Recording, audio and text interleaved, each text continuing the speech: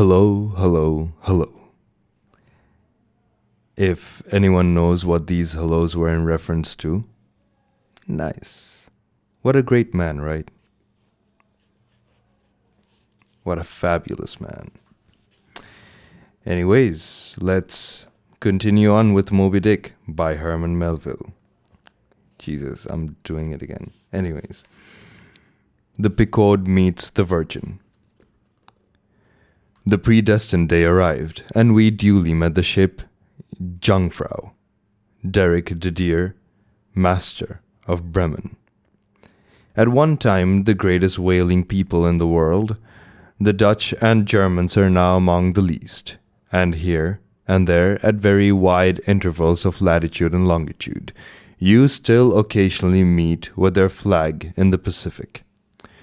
For some reason, the Jungfrau seemed quite eager to pay her respects, while yet some distance from the Pequod she rounded to, and dropping a boat, her captain was impelled towards us, impatiently standing in the bows instead of the stern. "What has he in his hand there?" cried Starbuck, pointing to something wavingly held by the German. "Impossible! A lamp feeder." "Not that," said Stubb. What's up with my voice? No. It's a coffee pot, Mr. Starbuck. He's coming off to make us our coffee. Is the Yarman. Okay. Don't you see that big tin can there alongside of him? That's his boiling water. He's all right. Is the Yarman. "Go along with you," cried Flask. "It's a lamp feeder and an oil can. He's out of oil, and has come a-begging." However curious it may seem for an oil ship to be borrowing oil on the whale ground, and however much it may invertedly contradict the old proverb about carrying coals to Newcastle, yet sometimes such a thing really happens, and in the present case, Captain Derek de Deer did indubitably conduct a lamp feeder, as Flask did declare. As he mounted the deck, Ahab abruptly accosted him, without at all heeding what he had in his hand. But in his broken lingo, the German soon evinced his complete ignorance of the white whale, immediately turning the conversation to his lamp feeder and oil can, with some remarks touching his having to turn into his hammock at night in profound darkness, his last drop of Burman oil being gone, and not a single flying fish yet captured to supply the deficiency, including by hinting that the ship was indeed what in the fishery is technically called a clean one, that is, an empty one, well deserving the name of Jungfrau or the Virgin. His necessities supplied, Derek departed, but he had not gained his ship's side, when whales were almost simultaneously raised from the mastheads of both vessels, and so eager for the chase was Derek, that without pausing to put his oil can and lamp feeder aboard, he slewed around his boat and made after the Leviathan lamp feeders. Now, the game having risen to leeward, he and the other 3 German boats that soon followed him had considerably the start of the Pequod's heels. There were 8 whales, an average pod. Aware of their danger, they were going all abreast with great speed, straight before the wind, rubbing their flanks as closely as so many spans of horses in harness.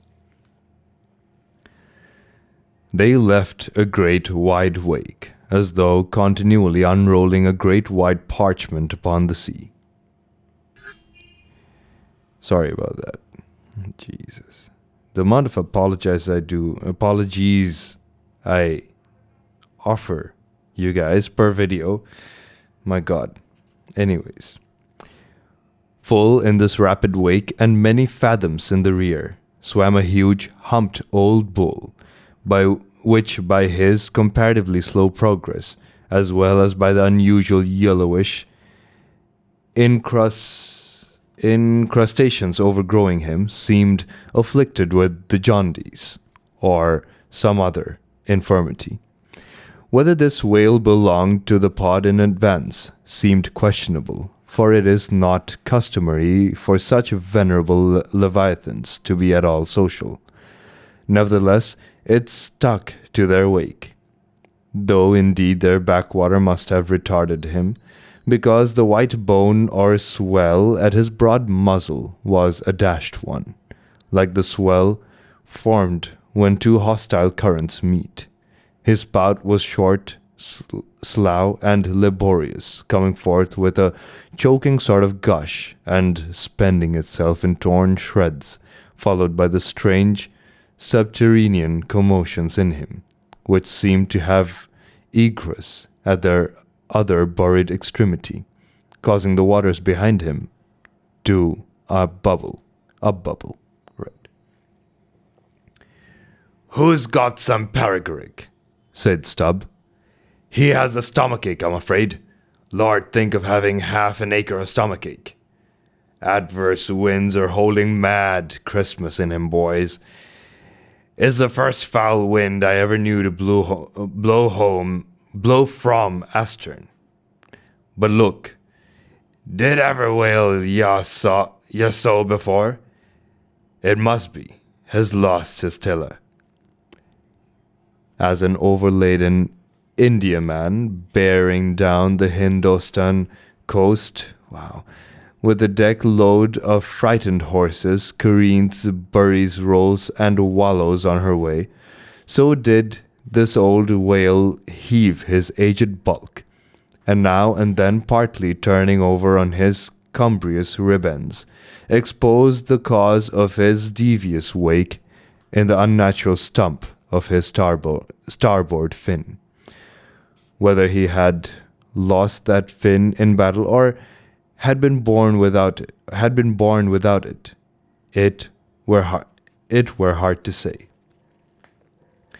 Only wait a bit, old chap, and I'll give ye a sling for that wounded arm, cried cruel Flusk, pointing to the whale line near him. Mind he don't sling thee with it, cried Starbuck. Give way to the German, we'll have him. Give way, or the German will have him. With one intent, all the combined rival boats were pointed for this one fish, because not only was he the largest, and therefore the most valuable whale, but he was nearest to them, and the other whales were going with such great velocity, moreover, as almost to defy pursuit for the time. At this juncture, the Pequod's keels had shot by the three German boats last lowered, but from the great start he had Derek's boat still led the chase, though every moment neared by his foreign rivals.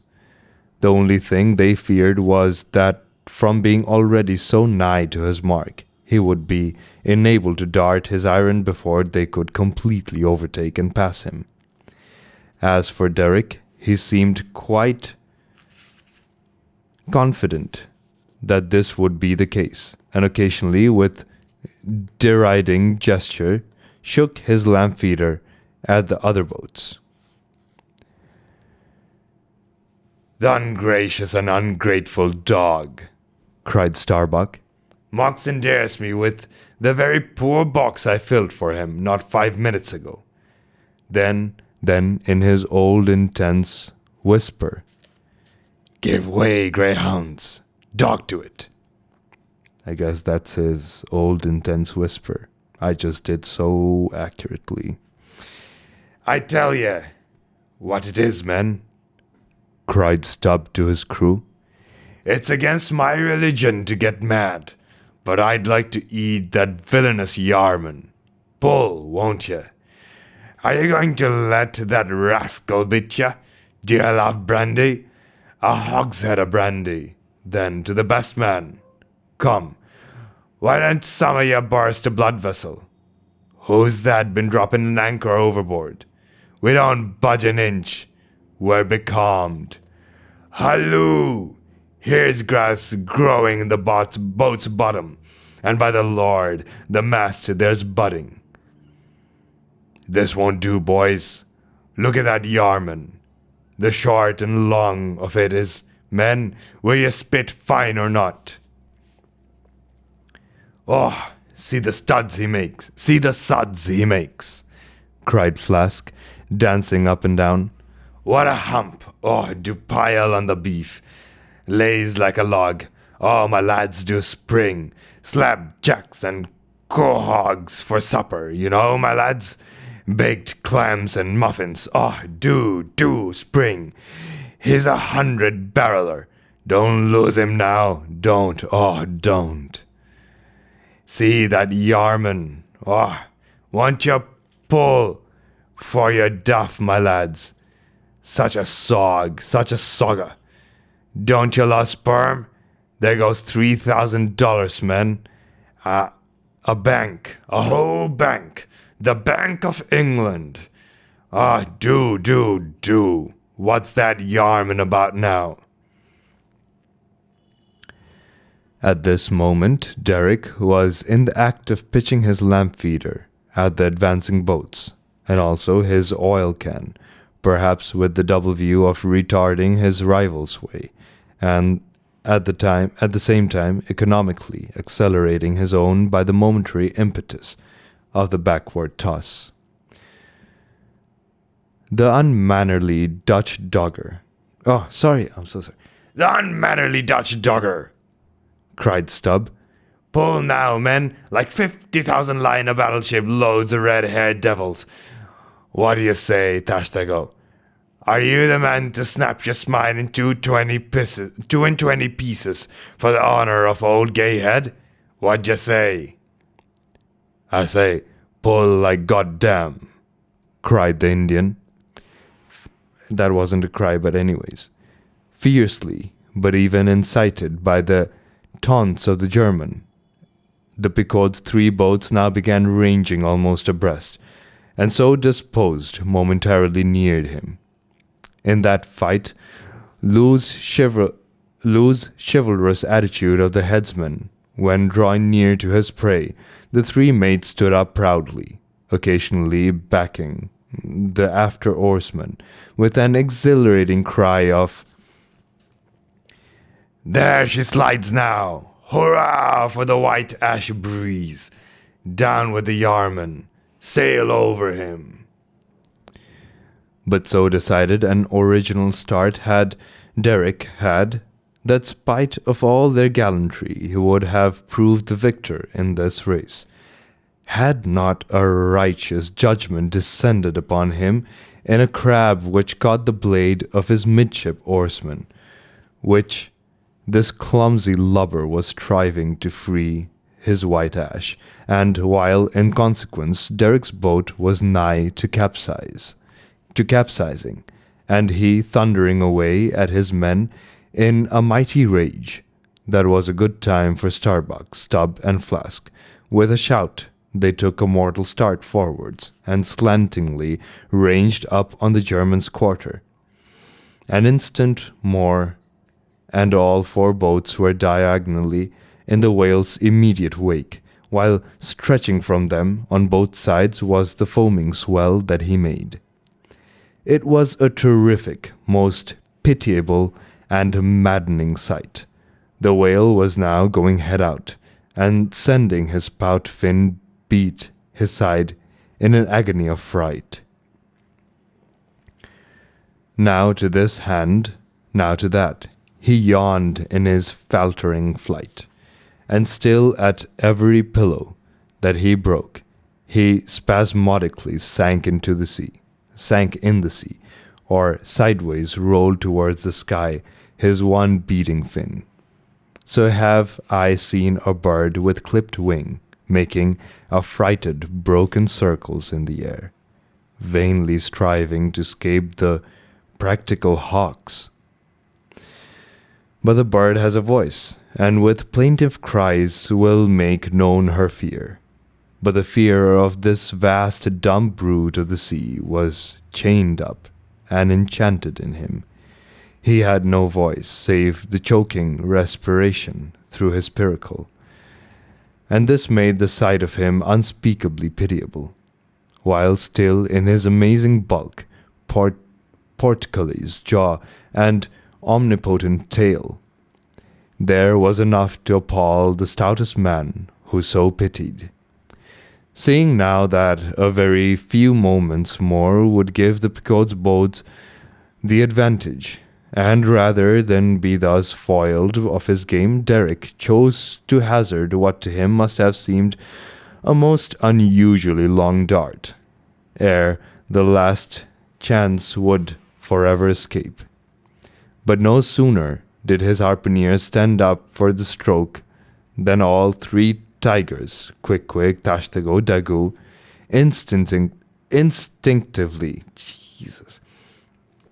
instinctively sprang to their feet, and standing in a diagonal row, simultaneously pointed their barbs, and darted over the head of the German harpooner. Their three Nantucket irons entered the whale, blinding vapors of foam and white fire. The three boats in the first fury of the whale's headlong rush bumped the Germans aside with such force that both Derrick and his baffled harpooner were spilled out and sailed over by the three flying keels.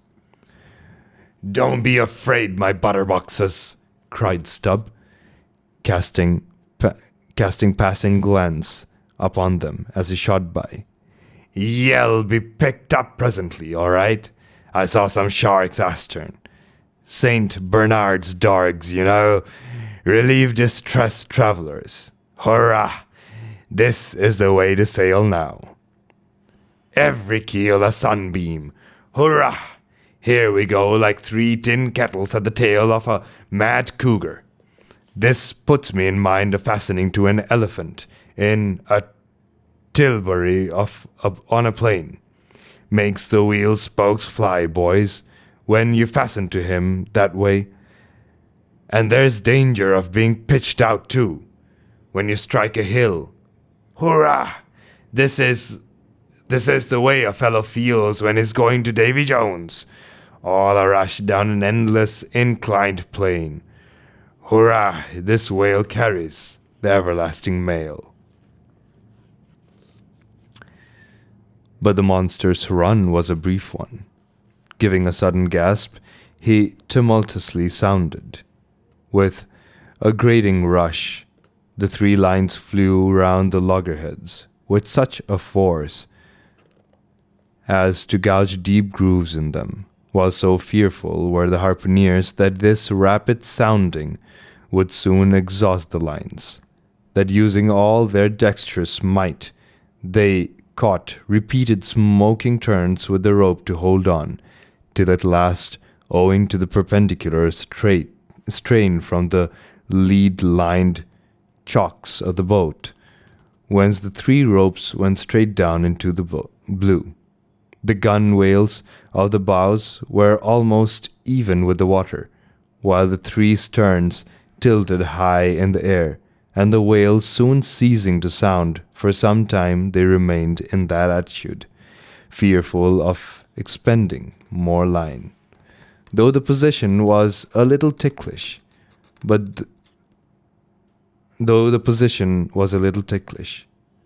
I'm sorry, I'm a little distracted today. Anyways. But though boats have been taken down and lost in this way, yet it is this holding on, as it is called, this hooking up by the sharp barbs of his live flesh from the back, this it is that often torments the Leviathan into soon rising again to meet the sharp lance of his foes. Yet not to speak of the peril of this thing, it is to be doubted whether this course is always the best, for it is but reasonable to presume that the longer the stricken whale stays underwater, the more he is exhausted, because owing to the enormous surface of him in a full-grown sperm whale something less than 2,000 square feet, the pressure of water is immense. This page specifically has a huge problem. The inside of it is basically almost tucked into the spine, so I can barely read. I'm preoccupied. I'm distracted by trying to pry open the book enough in order to see what words went into the spine. Oh well. We all know what an astonishing atmospheric weight we ourselves stand up under, even here, above ground in the air. How vast, then, the burden of a whale, bearing on his back a column of 200 fathoms of ocean. It must at least equal the weight of 50 atmospheres. One whaleman has estimated it at the weight of 20 line of battleships, with all their guns and stores and men on board. As the three boats lay there on that gently rolling sea, gazing down into its eternal blue noon, and as not a single groan or cry of any sort, nay, not so much as a ripple or a bubble came up from its depths, that landsman would have thought that beneath all that silence and placidity, the utmost monster of the seas was writhing and wrenching in agony. Not 8 inches of perpendicular rope were visible at the bows. Seems it credible that by 3 such thin threads the great Leviathan was suspended, like the big weight, to an 8-day clock. Suspended? And to what? To 3 bits of board. Is this the creature of whom it was once so triumphantly said, "Canst thou fill his skin with barbed irons, or his head with fish spears? The sword of him that layeth at him cannot hold the spear, the dart, nor the haubergeon. He esteemeth iron as straw. The arrow cannot make him flee. Darts are counted as stubble. He laughed at the shaking of a spear." This the creature? This he? Oh, that unfulfillments should follow the prophets. For with the strength of 1,000 thighs in his tail, Leviathan had run his head under the mountains of the sea to hide him from the Pequod's fish spears. In that sloping afternoon sunlight, the shadows that the 3 boats sent down beneath the surface must have been long enough and broad enough to shade half Xerxes' army. Who can tell how appalling to the wounded whale must have been such huge phantoms flitting over his head?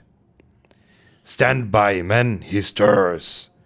cried Starbuck, as the 3 lines suddenly vibrated in the water, distinctly conducted upwards to them, as by magnetic wires, the life and death throbs of the whale, so that every oarsman felt them in his seat.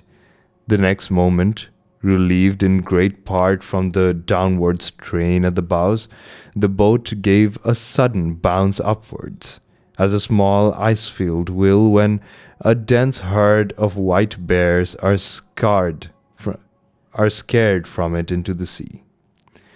Haul in, cried Starbuck again. "He's rising." The lines of which hardly an instant before not one hand's breadth could have been gained, were now in long, quick coils flung back, all dripping into the boats, and soon, while the whale broke water within 2 ships' length of the hunters. His motions plainly denoted his extreme exhaustion. In most land animals, there are certain valves or floodgates in many of their veins, whereby when wounded, the blood is in some degree at least instantly shut off in certain directions. Not so with the whale, one of whose peculiarities it is to have an entire non-valvular structure of the blood vessels, so that when pierced even by so small a point as a harpoon, a deadly drain is at once begun upon his whole arterial system, and when this is heightened by the extraordinary pressure of water at a great distance below the surface, his life may be said to pour from him in incessant streams. Yet so vast is the quantity of blood in him, and yet so distant and numerous its interior fountains, that he will keep thus bleeding and bleeding for a considerable period, even as in drought a river will flow, whose source is the wellsprings of far-off and indiscernible hills. Even now, when the boats pulled upon this whale and perilously drew over his swaying flukes, and the lances were darted into him, they were followed by steady jets from the new made wound, which kept continually playing, while the natural spout hole in his head was only at intervals, however rapid, sending its affrighted moisture into the air. From his last vent no blood yet came, because no vital part of him had thus far been struck.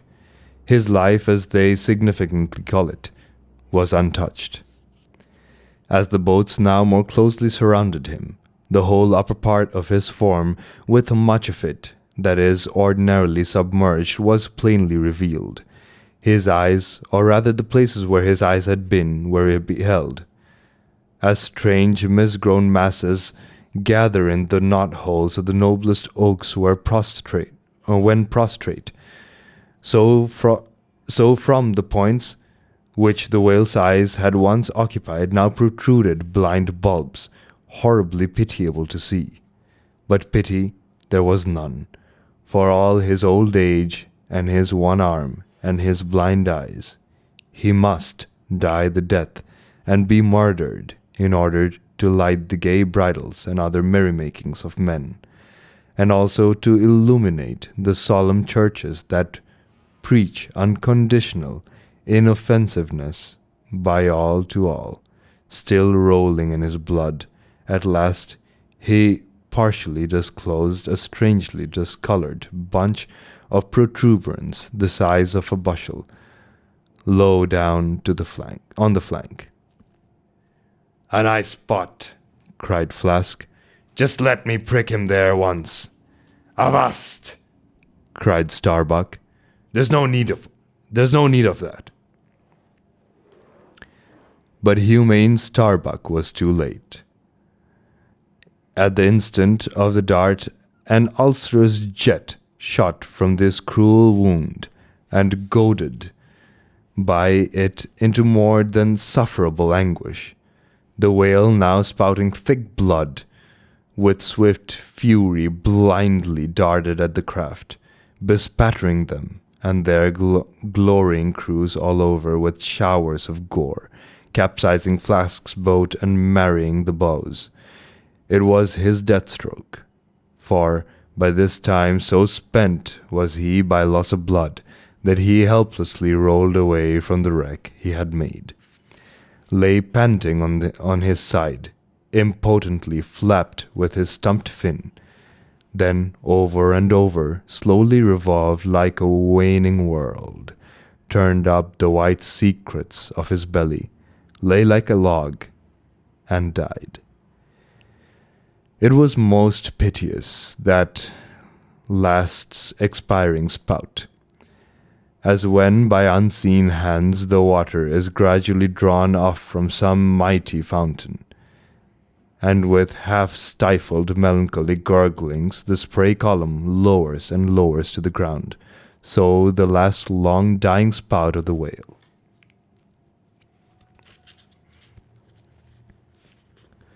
Soon, while the crews were awaiting the arrival of the ship, the body showed symptoms of sinking with all its treasures unrifled.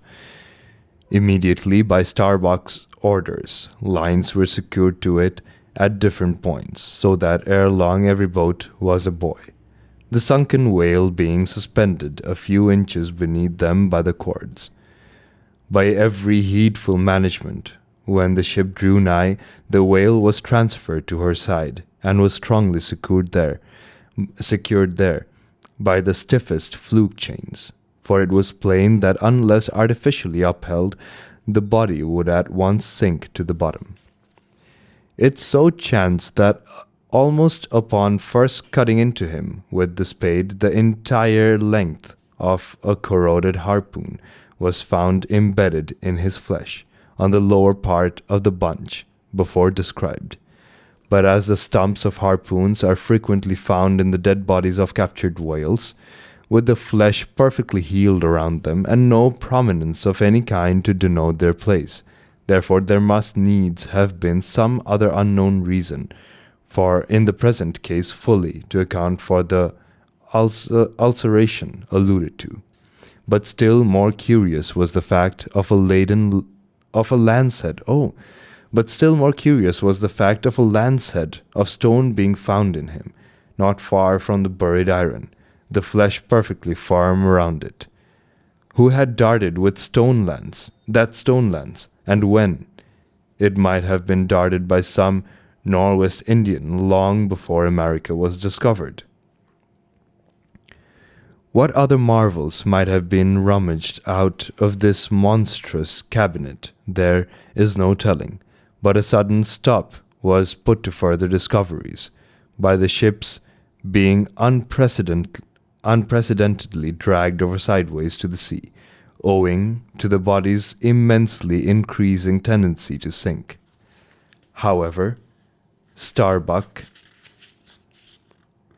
who had the ordering of affairs, hung on to it to the last, hung on to it so resolutely, indeed, that when at length the ship would have been capsized, if still persisting in locking arms with the body, then when the command was given to break clear from it, such was the immovable strain upon the timber heads to which the fluke chains and cables were fastened, that it was impossible to cast them off. Meantime, everything in the Picode was aslant. To cross to the other side of the deck was like walking up the steep gabled roof of a house. The ship groaned and gasped. Many of the ivory inlayings of her bulwarks and cabins were started from their places by the unnatural dislocation. In vain, handspikes and crows were brought to bear upon the immovable fluke chains to pry them adrift from the timber-heads, and so low had the whale now settled that the submerged ends could not be at all approached, while every moment whole tons of ponderosity seemed added to the sinking bulk, and the ship seemed to the point of going over. Hold on, won't ya?" cried Stubb to the body. "Don't be in such a devil of a hurry to sink. By thunder, men, we must do something or go for it. No use prying there. Avast, I say, with your handspikes, and run one of ye for a prayer book and a penknife, and cut the big chains." "Knife? Aye," cried Quick-Quig, and seizing the carpenter's heavy hatchet, he leaned out of a porthole and steel to iron, began slashing at the largest fluke chains. But a few strokes, full of sparks, were given, when the exceeding strain affected the rest. With a terrific snap, every fastening went adrift. The ship righted, the carcass sank. Now this occasional inevitable sinking of the recently killed sperm whale is a very curious thing, nor has any fisherman yet adequately accounted for it.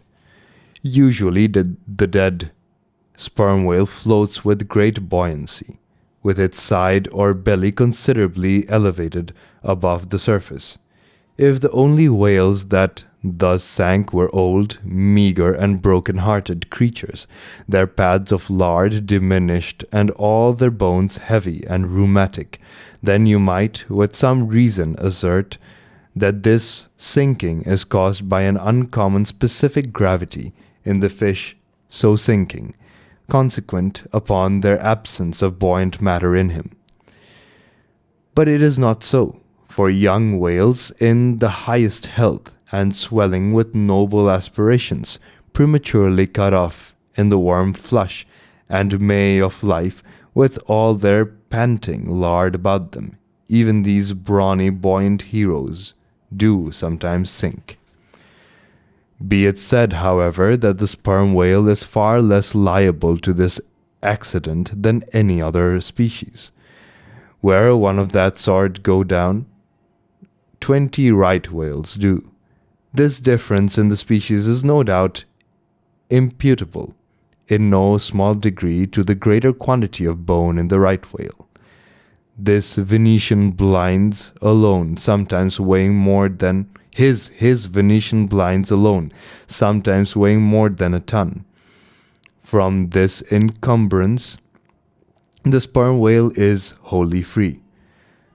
But there are instances where, after the lapse of many hours of several days, the sunken whale again rises, more buoyant than in life.